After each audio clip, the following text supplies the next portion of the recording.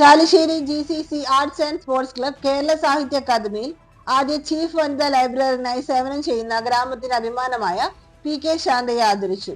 കഴിഞ്ഞ 4 പതിറ്റാണ്ടായി ഗ്രാമത്തിൽ കായിക രംഗത്തും സാമൂഹ്യ സാംസ്കാരിക രംഗത്തും ഏറെ മികച്ച പ്രവർത്തനം നടത്തുന്നതിൽ പ്രശസ്തമാണ് GCC arts and sports club. Club secretary Jiju Jacob PK ശാന്തയ്ക്ക് ഉപഹാരം നൽകി.